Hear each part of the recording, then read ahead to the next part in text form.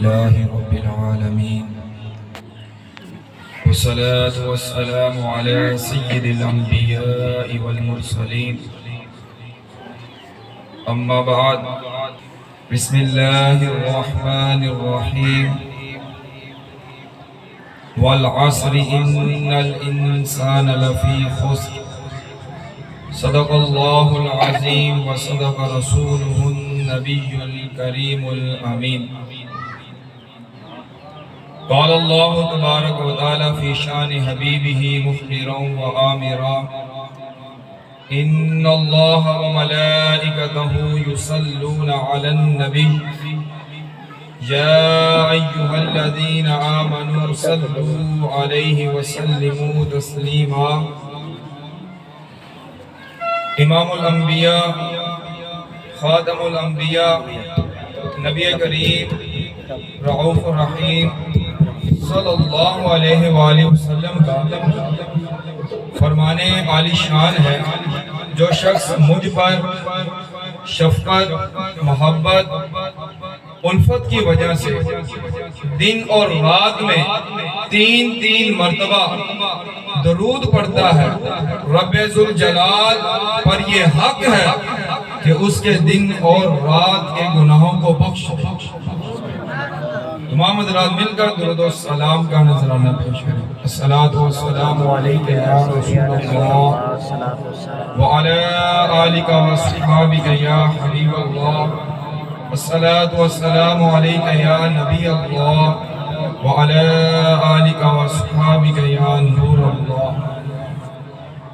تمام حمد و ثنا اللہ عز و جل کے لیے جو تمام کائنات کا خالق بھی ہے، مالک بھی ہے۔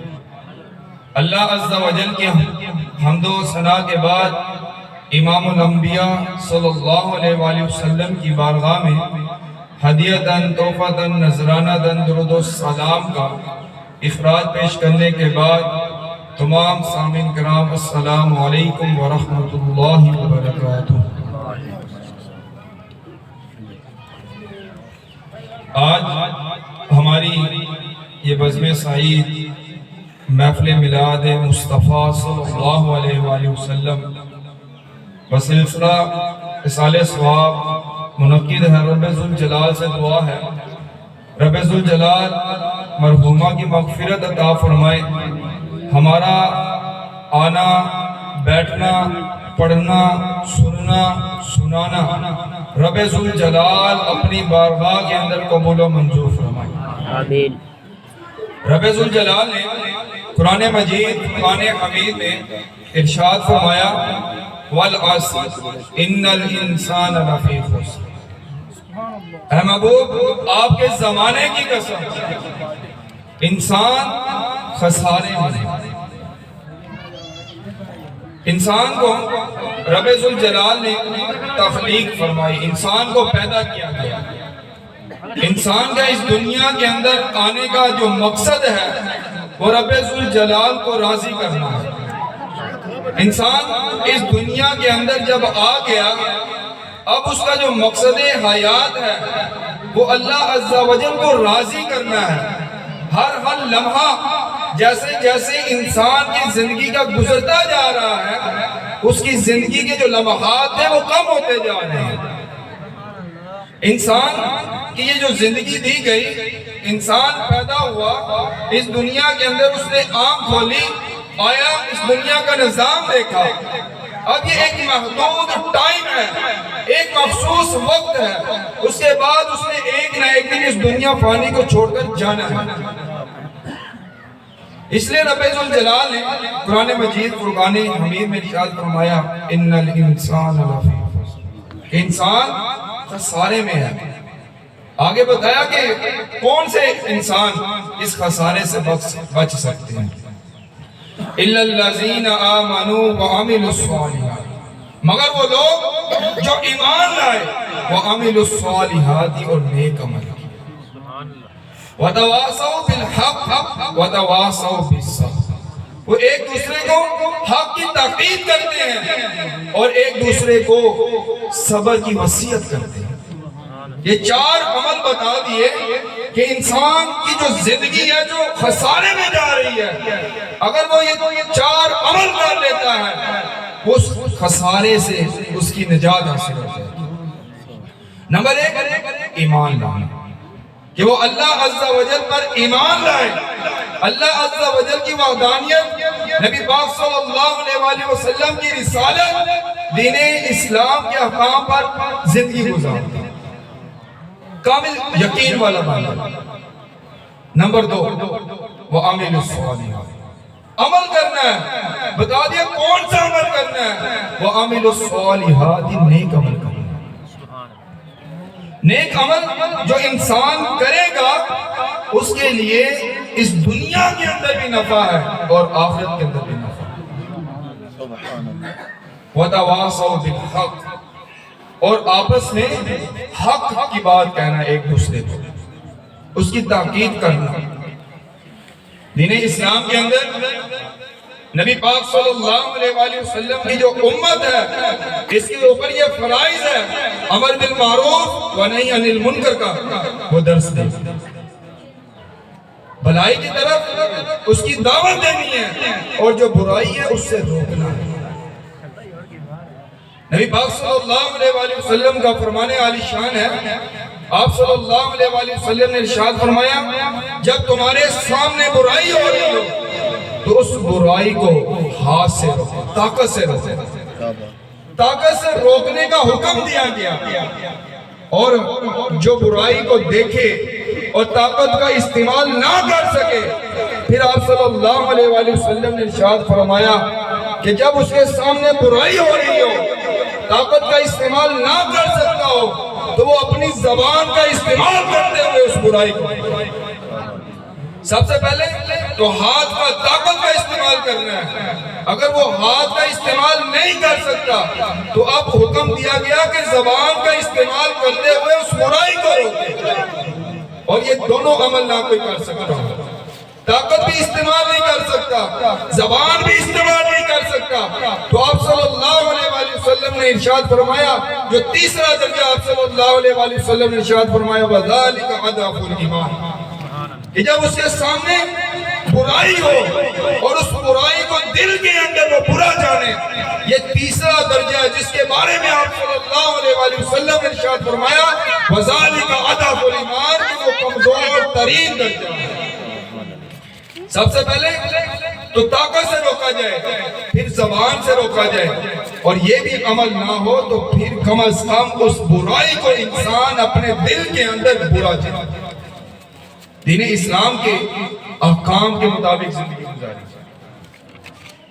اللہ عز و جل انسان کو پیدا کرتا ہے، بچہ پیدا ہوتا ہے، ایک وقت گزرتا ہے، اس وقت کے بعد اس کا جو شعور ہے، جو اس کی عقل ہے، وہ پختہ ہو جاتی ہے۔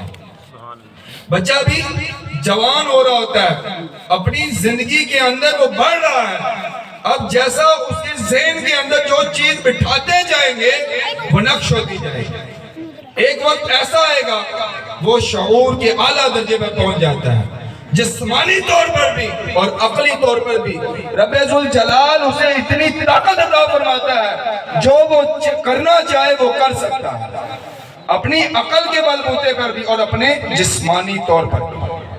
لیکن ہمارے زمانے کے اندر ہم اتنے اپنے قبائل کے اندر، اپنی ذاتوں کے اندر، اپنی برادری کے اندر تقسیم ہو چکے ہیں کہ ہمارے سامنے جب کوئی برائی ہوتی ہے تو ہم اس برائی کو منع بھی نہیں کر سکتے۔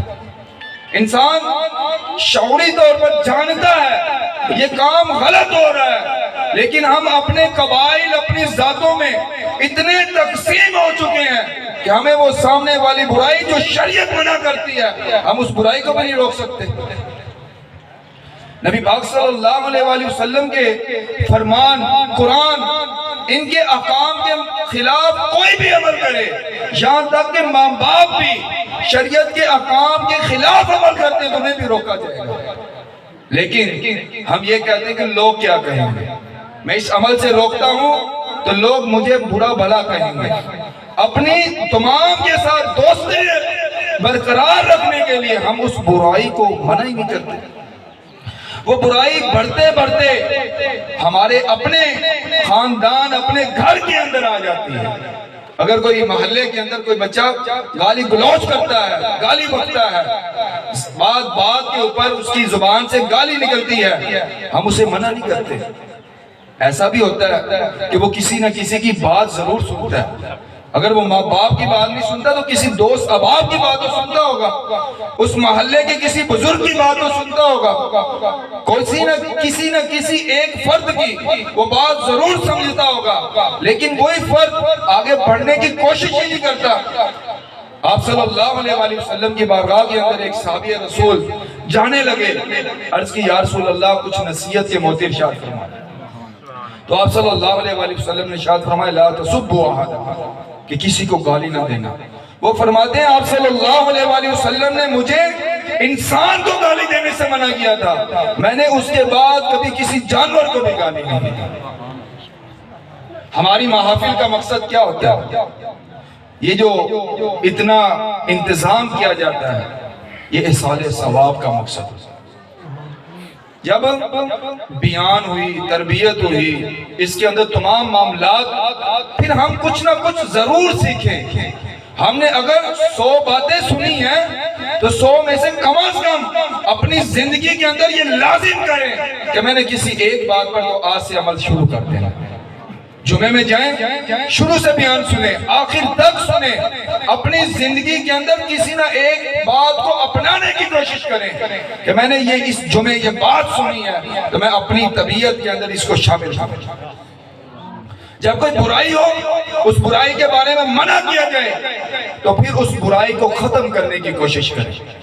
امام غزالی نے لکھا ہے اگر آپ اپنی طبیعت کے اندر کوئی اچھائی داخل کرنا چاہتے ہیں تو 40 دن لگیں گے آپ کو اپنی طبیعت کے اوپر کام کرنے میں، پھر وہ اچھائی آپ کی طبیعت کے اندر شامل ہو جائے گی۔ جیسے کوئی شخص نماز ادا نہیں کرتا، قرآن نہیں پڑھتا، اور وہ 40 دن محنت کر لے، 41واں دن ایسا آئے گا کہ جب تک نماز نہیں پڑھے گا، قرآن نہیں پڑھے گا، اس کی طبیعت کو سکون حاصل نہیں ہوگا۔ اسی طرح اگر کسی کی برائی ہے، کسی کی طبیعت کے اندر گالی گلوچ کرتا ہے، جھوٹ بولتا ہے، اسے چاہیے اپنی طبیعت کے اوپر اپنی 40 دن کام کرے، 41واں دن آئے گا کہ وہ جھوٹ، وہ برائی ختم ہو جائے۔ یہ دنیا فانی ہے۔ رب ذوالجلال نے قرآن مجید فرقان حمید میں ارشاد فرمایا کل نفس ذائقۃ الموت، ہر جان نے موت کا ذائقہ چکھنا، موت کو چکھنا۔ اب ذائقہ، اس سے مراد ذائقۃ الموت، موت کو چکھنا ہے، اس ذائقے کے اندر ہی آ گیا ذائقہ چکھنا ہے۔ انسان اس دنیا کے اندر آ گیا، اب اس کا وجود ختم نہیں ہونا۔ یہ موت ایک علامت ہے، جیسے ہم ایک جگہ سے دوسری جگہ ٹرانسفر کرتے ہیں، یہ موت انسان کی عارضی زندگی سے اس کو نکال کر دائمی زندگی میں پہنچا دیتی ہے۔ ہماری یہ جو دنیاوی زندگی ہے ایک عارضی زندگی ہے، ہر ایک نے اس دنیا فانی سے رخصت ہو جانا۔ کوئی بچپن کی حالت میں چلا گیا، کوئی جوانی کی حالت میں چلا گیا، کوئی بڑھاپے کی حالت میں چلا گیا، کسی کو کوئی خبر نہیں ہے کہ کتنے سال اس دنیا کے اندر گزارنے ہیں، لیکن پھر بھی اپنی دنیا کی جو پلاننگ ہے اس کے اندر وہ جستجو کرتا رہتا ہے، اپنے بچوں کے بارے میں غور و فکر کرتا رہتا ہے کہ میرے بچوں کا جو مستقبل ہے وہ اچھے سے اچھا ہو جائے۔ لیکن ہم اس مستقبل کے بارے میں غور و فکر نہیں کرتے جس کے اندر ہم نے دائمی زندگی گزارنی ہے۔ ہمارے بچوں نے، ہمارے ماں باپ نے، ہم نے خود وہ دائمی زندگی گزارنی ہے، اس کے بارے میں ہماری کوئی غور و فکر نہیں، کوئی ہمارا ٹائم پیریڈ نہیں ہے کہ میں نے وہ اپنی دائمی زندگی کے لیے اپنے دن کے اندر 24 گھنٹوں کے اندر کتنے وقت کو متعین کر لیا ہے۔ میں نے کوئی بھی کام کرنا ہے، میں نے کہیں بھی جانا ہے، اب میں نے لاہور سے یہاں آنا ہے، میں نے ایک ٹائم پیریڈ ہے، جدول بنایا کہ فلاں وقت پہ جانا ہے، فلاں وقت پہ وہاں پہ پہنچ جاؤں گا۔ آپ نے بھی اسی طرح کہیں پہ بھی جانا ہے تو انسان کے ذہن میں ہوتا ہے کہ میں نے فلاں وقت پہ نکلوں گا، فلاں جگہ پہ پہنچ جاؤں گا، ایک پلان بنایا جاتا ہے. لیکن دائمی زندگی کے لیے ہماری زندگی کے اندر کوئی ایسا وقت متعین نہیں ہے کہ جس کے اندر ہم نے کبھی یہ سوچا ہو کہ میں اپنی فکر آخرت کی پلاننگ کر لوں. یہ میں نے ایک آدھا گھنٹہ، ایک گھنٹہ اللہ کی رضا، اللہ کی عبادت کے لیے میں نے خاص کر دیا، ایسا نہیں. اور جب ہمارا یہ وقت گزر جاتا ہے پھر ہمیں افسوس ہوتا ہے. آج ہم نے اپنے بچوں کی دنیاوی مستقبل کو بہتر بناتے بناتے اپنی زندگی گزار دی، اور جب بچہ بڑا ہو کر وہ ماں باپ کا بے ادب بن جاتا ہے، نافرمانی کرتا ہے، تو پھر باپ کس طرح اس کے ساتھ اس کو سمجھاتا ہے. اصل میں ماں باپ کی اپنی غلطی تھی، اس کی دنیاوی زندگی تو بہتر بناتا رہا لیکن اس کی جو دائمی زندگی تھی اس طرف توجہ نہیں دی. ہم میں سے جو بھی شخص یہ کہے کہ میں نے اپنے بچے کے لیے اوور ٹائم لگایا، میں اتنی مشقت کرتا رہا، میں پردیس بھی رہا، میں نے گھر بھی چھوڑا، لیکن کوئی ایسا شخص ہے جو اپنے بچے جو نافرمان ہو گیا تھا اس بچے سے کہے کہ بیٹا میں نے تجھے اللہ سے جوڑنے کے لیے اتنا وقت دیا، اتنا میں نے وقت لگا دیا کہ تو اللہ کا فرمان بن جائے، اللہ کی عبادت کرنے والا بن جائے. ایسا کوئی بھی نہیں. اصل میں دین سے دوری ہے سر، کہ ہم نہ تو خود دین پڑھنا چاہتے ہیں اور نہ ہی اپنی اولاد کو دین پڑھانا چاہتے ہیں. جب ہم خود دین سیکھیں گے تو پھر اپنی اولاد کو آگے سکھائیں گے. آج انسان کی فطرتی عمل ہے، انسان کے سامنے جس چیز کا کوئی فائدہ نظر آتا ہے اس فائدے کو اپنانے کی کوشش کرتا ہے. ہم دیکھتے ہیں یہ دنیاوی جو عہدے ہیں، پائلٹ، انجینئر، ڈاکٹر، کوئی بھی عہدہ ہوتا ہے، ہم اسی عہدے کے مطابق اپنے بچے کا ذہن بناتے ہیں.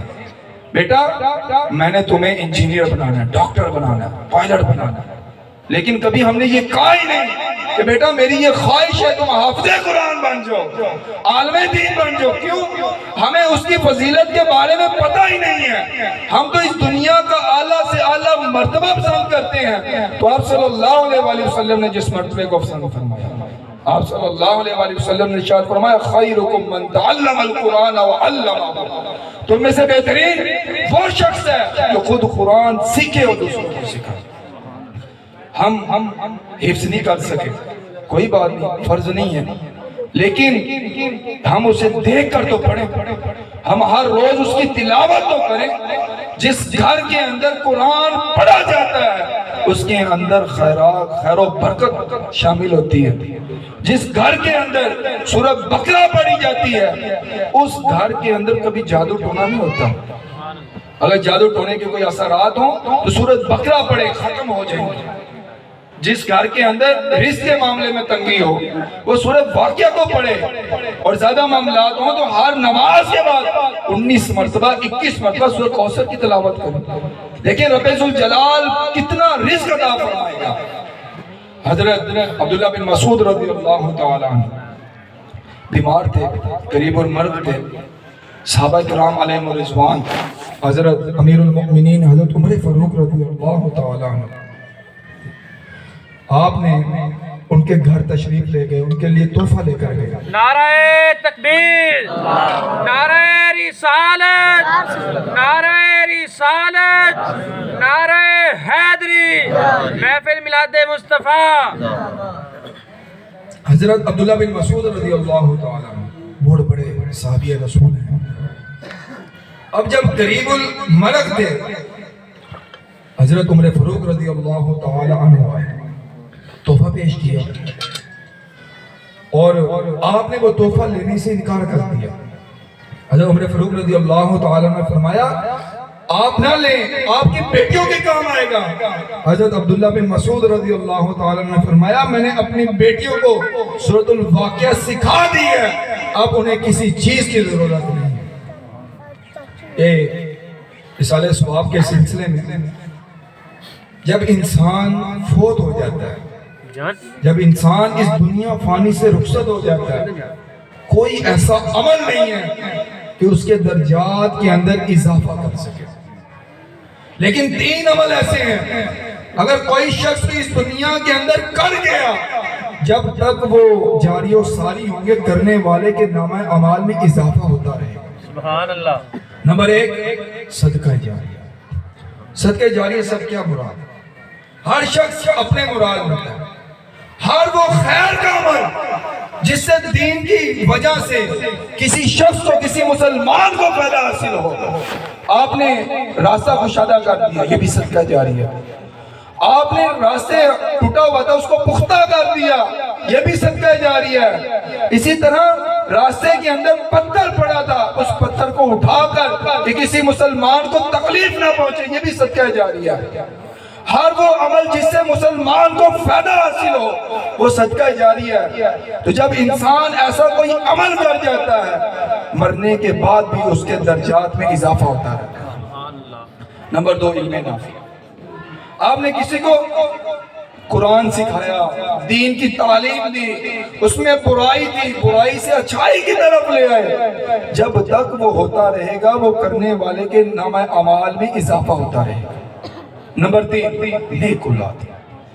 جب انسان اپنے پیچھے اولاد چھوڑ جاتا ہے، اولاد جب ماں باپ کے حق میں دعا کرتی ہے تو رب ذوالجلال اس کے درجات کو بلند فرما دیتا ہے۔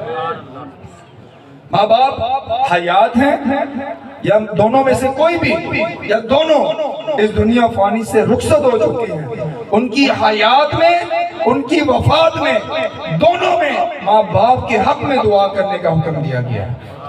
ماں باپ حیات ہیں تو ان کی صحت کے لیے دعا کی جائے، ماں باپ اس دنیا فانی سے رخصت ہو چکے ہیں تو رب ذوالجلال سے ان کی مغفرت کی دعا کی جائے۔ حضرت جنید بغدادی رحمت اللہ علیہ اب بیٹھے ہوئے تھے، ایک غافل نوجوان آیا، پوچھا آبادی کہاں ہے؟ آبادی کے بارے میں سوال کیا، آبادی کسے کہتے ہیں جہاں لوگ رہتے ہیں، اس جگہ کو چھوڑ کر نہ جائیں، اسے آبادی کہتے ہیں۔ عرض کی گئی، پوچھا حضرت جنید بغدادی سے کہ میں نے آبادی جانا ہے، اس کا راستہ بتا دیں۔ آپ نے کہا کہ بیٹا سیدھے جانا، آگے آبادی ہے۔ آگے گیا تو آگے قبرستان تھا۔ واپس آیا، کہا آپ بزرگ ہیں، آپ میرے سے مذاق کر رہے ہیں، میں نے آپ سے آبادی پوچھی تھی اور آپ نے مجھے قبرستان کا راستہ بتا دیا۔ حضرت جنید بغدادی نے کہا بیٹا آبادی کہتے کسے ہیں؟ اس نوجوان کے پاس کوئی جواب نہیں تھا۔ اس نوجوان نے کہا آپ ہی بتا دیں گے آبادی کسے کہتے ہیں؟ تو آپ نے فرمایا بیٹا آبادی اسے کہتے ہیں جہاں لوگ آباد ہوں اور وہاں سے منتقل نہ ہو، اور یہ قبرستان والے یہ کوئی آبادی ہے کہ یہاں سے وہ منتقل نہیں ہوتے۔ یہ جو قبرستان ہے، یہ جو قبریں ہیں، یہ ہمارا دائمی گھر ہے۔ ہم اس دنیا کے عارضی گھر میں ہر سہولت پیدا کرنے کی کوشش کرتے ہیں، لیکن جو دائمی گھر ہے، جو ہماری قبر ہے، جس میں ہم نے زندگی گزارنی ہے، ہم اس کے بارے میں کوئی غور و فکر ہی نہیں کرتے۔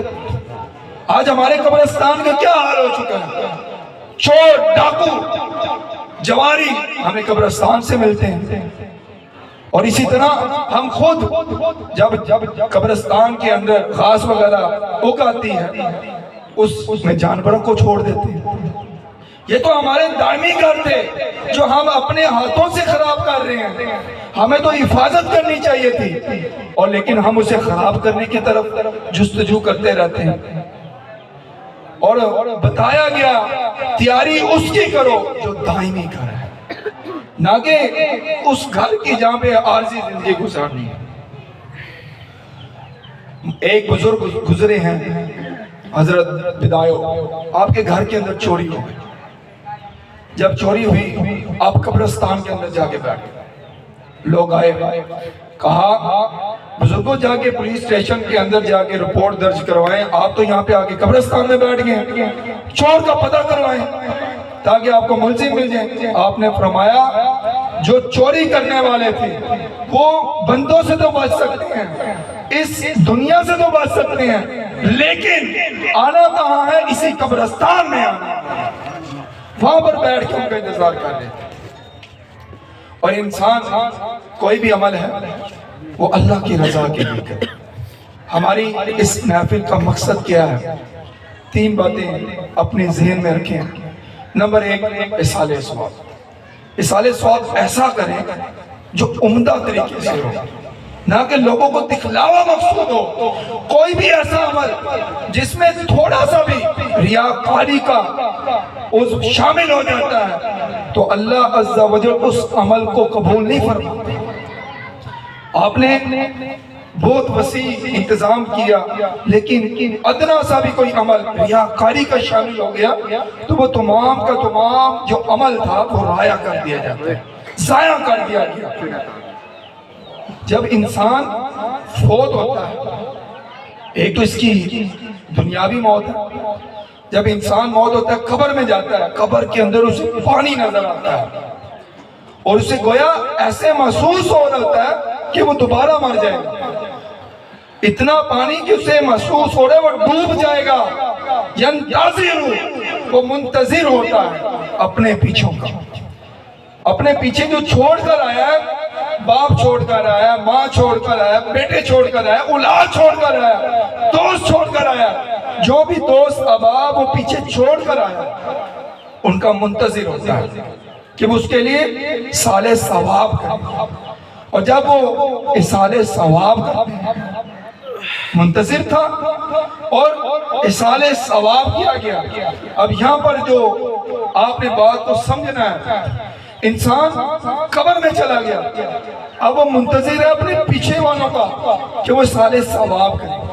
منتظر تو اس شخص کو ہونا چاہیے جو خود اس دنیا کے اندر رہتے ہوئے دوسروں کے لیے دعا کرتا تھا، اور اس کا یہ عقیدہ بھی تھا کہ دعا کے ذریعے سے رب ذوالجلال جو معاملات ہیں ان کو بدل دیتا ہے۔ دعا کے ذریعے سے انسان میں آسانی بھی اس کے عملات میں پیدا ہو جاتی ہے۔ اب منتظر وہ شخص ہونا چاہیے جو خود اس دنیا کے اندر رہتے ہوئے دوسروں کے لیے دعا کرتا تھا۔ ایسا تو نہیں کہ ایک شخص قبر کے اندر منتظر ہے اور اس کے جو پیچھے چھوڑ کر گیا وہ کہیں یہ تو بدعت ہے، یہ تو ناجائز ہے۔ اب ادھر کہہ رہے ہیں بدعت ہے، ناجائز ہے، لیکن قبر کے اندر وہ منتظر ہے۔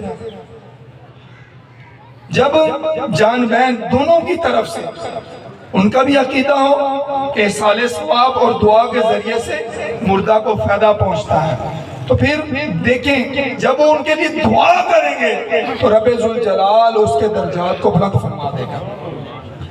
پھر آگے آپ صلی اللہ علیہ وآلہ وسلم نے ارشاد فرمایا، کسی شخص کو اس دنیا کی جو دولت ہے، صرف ایک ملک کی نہیں پوری دنیا کی دولت اسے دے دی جائے، اگر جب وہ حیات تھا، زندہ تھا، اس کو اتنی خوشی نہ ہوتی جتنی اس کے پیچھے جو اپنے دوست احباب رشتہ دار چھوڑ کر آیا، وہ چند دعائیہ کلمات اس کے لیے کہتے ہیں اور اس کو دنیا وما فیہا یعنی تمام دنیا کی دولت سے بڑھ کے اتنی خوشی ہوتی ہے جتنی اللہ عز و جل اس کو ایک کلمات کے ذریعے سے عطا فرما دیتا ہے۔ آپ نے اللہ کی رضا کے لیے اس کے لیے صالح ثواب کیا، دعا کی، تو رب ذوالجلال اس کے لیے اس کے درجات کو بلند فرماتا ہے۔ تو ہمیں جو بھی کام کرنا ہے ہم اللہ کی رضا کے لیے، اپنے دوست احباب جو اس دنیا فانی سے رخصت ہو گئے ان کے لیے اصالہ ثواب کرنا ہے۔ اور اصالہ ثواب اس کے لیے کوئی دن متعین نہیں ہے، اس کے لیے کوئی وقت متعین نہیں ہے۔ نعرہ تکبیر، نعرہ رسالت، نعرہ حیدری، جشن محفل میلاد مصطفیٰ۔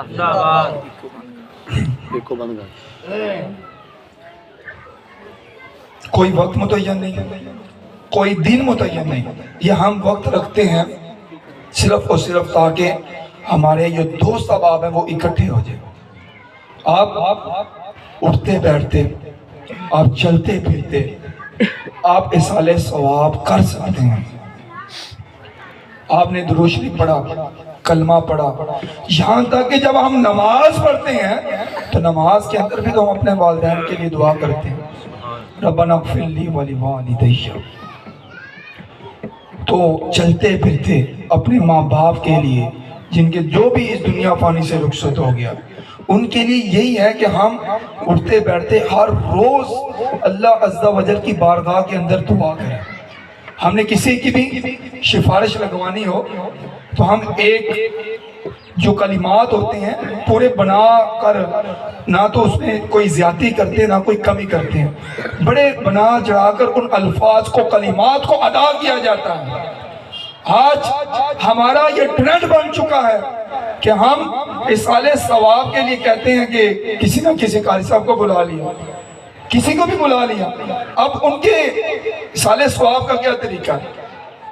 انہوں نے وہ جو رٹائی دعا تھی اسی کو بیان کر دیا، بس نام چینج کیا اور دعا کرا. آپ محفل کا انتظام کریں، آپ اصال ثواب کا انتظام کریں.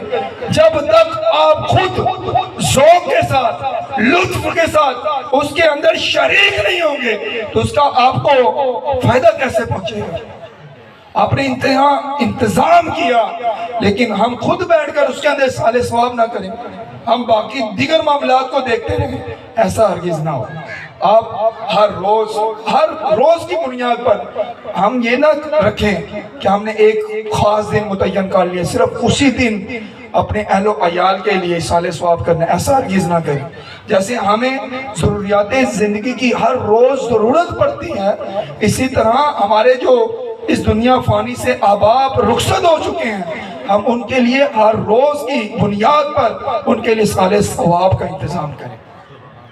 اور اپنے ارد گرد کے جو معاملات ہیں، یہاں پر حاضری کا مقصد یہی ہے کہ آپ صلی اللہ علیہ وآلہ وسلم کے زیادہ سے زیادہ فرمان کو سنایا جائے تاکہ اس پر عمل کیا جائے. اور آخری حدیث آپ کو بیان کرتا ہوں جو ہماری اس لین دین کے معاملات کے بارے میں، ہر ایک کا لین دین کے معاملے میں واسطہ پڑتا ہے. کوئی کسی سے قرض لے رہا ہے تو کوئی کسی کو قرض دے رہا ہے.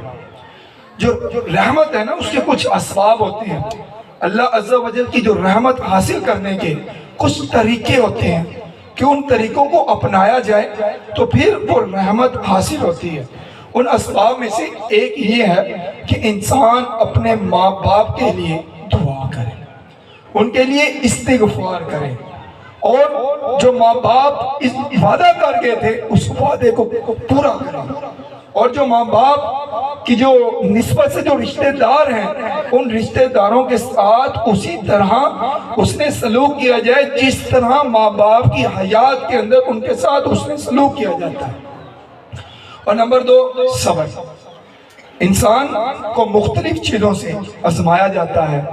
ان کو یہ مائک بہت زیادہ آواز تیز چلا، بھوک کے ذریعے سے، ان کے مال کی کمی کے ذریعے سے، ان کی آزمائش یعنی دوست احباب کی جب کوئی فوتگی ہو جاتی ہے اس کے ذریعے سے آزمایا جاتا ہے. اس پر بھی انسان صبر کرے تو پھر رب ذوالجلال کی رحمت نازل ہوتی ہے. اور نمبر 3 صلح کے ذریعے. امام الانبیاء صلی اللہ علیہ وآلہ وسلم نے ارشاد فرمایا جو شخص لین دین اور تقاضا کرتے ہوئے نرمی اختیار کرے رب ذوالجلال اس کو جنت عطا فرمائے گا. بنی اسرائیل کے ایک شخص کا واقعہ آپ صلی اللہ علیہ وآلہ وسلم نے ارشاد فرمایا جب فرشتہ اس کی روح قبض کرنے کے لیے آیا اور اسے کہا کیا تم نے کوئی حسن عمل کیا ہے، کوئی نیک عمل کیا ہے؟ اس نے کہا مجھے یاد نہیں ہے. اس نے کہا پھر بھی دیکھو، انظر، غور و فکر کرو. اس نے کہا ہاں ایک عمل مجھے یاد ہے. جب مہلت کا وقت آتا ہے، میں لوگوں کو قرض دیتا ہوں، قرض کے وقت جب تقاضا کرنے کا وقت آتا ہے، جو صاحب استطاعت ہوتا ہے، جو دینے کی قوت رکھتا ہے، میں اسے مہلت دے دیتا ہوں، اور جو استطاعت نہیں رکھتا اسے میں معاف کر دیتا ہوں. تو اسی عمل کی وجہ سے امام الانبیاء صلی اللہ علیہ وآلہ وسلم نے ارشاد فرمایا اللہ عز و جل فرشتے کو حکم ارشاد فرماتا ہے فَأَدْخَلَهُ الْجَنَّةِ، اس کو جنت میں داخل کر دو. تو ہمیں چاہیے ہماری زندگی کا اٹھنا بیٹھنا، لین دین، ہر معاملے کے اندر ہم شریعت کے احکام کے مطابق عمل کریں. جب ہم شریعت کے احکام کے مطابق عمل کریں گے تو اس دنیا میں بھی ہمارے لیے کامیابی ہے اور آخرت میں بھی کامیابی ہے۔ اللہ عز و جل سے دعا ہے جو بیان کرنے میں غلطی کوتاہی ہو گئی نبی پاک صلی اللہ علیہ وآلہ وسلم کے صدقہ جلیلہ سے معاف فرمائے اور ہم سب کو اس پر عمل کرنے اور آگے پہنچانے کی توفیق عطا فرمائے۔ وما علیہ الا البلاغ۔